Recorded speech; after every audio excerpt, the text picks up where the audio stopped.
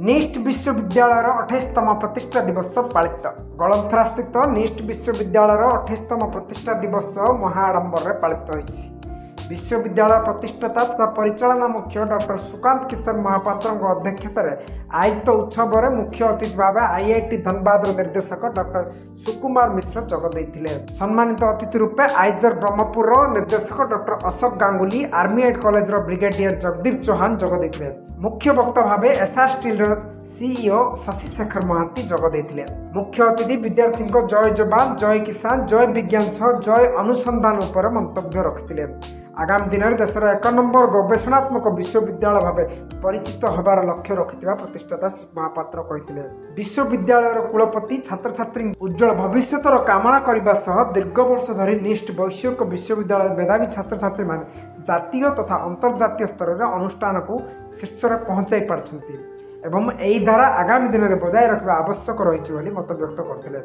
38 जन अध्यापक अण अध्यापक मान पुरस्कार वितरण कर सेहीपरि डॉक्टर प्रीतिरंजन साहू, सभ्य सचिरथ, सस्मिता पाड़ी, आकांक्षा पट्टनायक समेत विश्वविद्यालय समस्त अध्यापक, अध्यापिका और कर्मचारी उपस्थित रही कार्यक्रम परिचालन में सहयोग करथिले।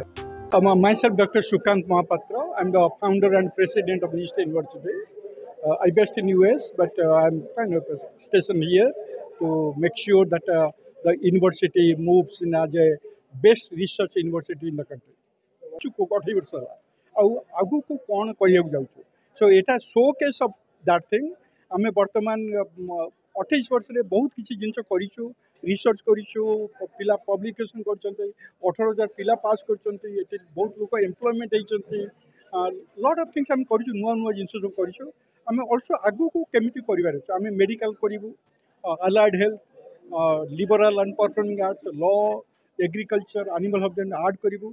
तापर आम कौन करुचु, आम यूनिवर्सिटी गोटे खाली पाठ पढ़ा जिस तादे रिसर्च करें प्रडक्ट कर कंपनी आनीपर ये तो निस्ट गोटे R&D हब हम जो थे कि डिफरेंट कंपनी आम जो इकोसिस्टम दबा कंपनी ये करेंगे से बाहर कहीं जी आम जो ट्रेंड मैन पावर दे पार कंपनी ये आसवे तेणु आम लट ऑफ इनोवेशन करुचु जोटा कि कंपनी नहीं तो प्रडक्ट भी बिक पारे कि से आसिक ये कंपनी करेंगे। कॉलेज तापर से ऑटोनोमस होता 2018 रे, तापर बर्तमान यूनिवर्सिटी 2023 रे। सो एटा एक्जाक्टली 1 ईयर 20th जनवरी रे आम गेजेट नोटिफिकेशन होता जे यूनिवर्सिटी एटा एक्जाक्टली 1 ईयर।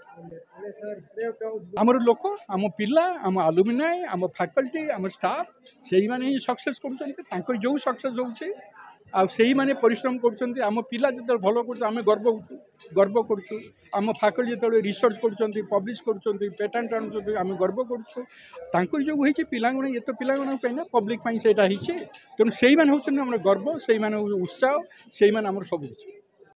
डॉक्टर विष्णुकर नायक कुल सचिव यही निष्ट विश्वविद्यालय मु आज बहुत खुशी जे आज आम आमर 28तम वार्षिक उत्सव पालन करूँ जहाँकि आम 2 दिन धरी यही प्रोग्राम चालू रही 2 दिन आम 2टी थीम रे यहाँ पालन करुँ। प्रथम दिन आम आमर फाउंडेशन डे को सुचारू रूपे पालन करूँ जमीती कि सेमिनार प्रेजेंटेशन एवं पैनल डिस्कशन प्रोजेक्ट केस एवं मिशन शो जहाँ दिन धरी प्रोग्राम रहिबो आम काली अलुमिनी डे जहाँ फैमिली डे आम कही तापर प्रोग्राम रखिबू जहाद्वारा आम देश विदेश में जो सब आमर छात्र मैंने जा बाहर नाम अर्जन करें यहाँ प्रथम वार्षिक उत्सव कहीपर कहीं 2024 मसीहा जनवरी 20 तारिख में आमर यही यूनिवर्सिटी स्टार्ट होता।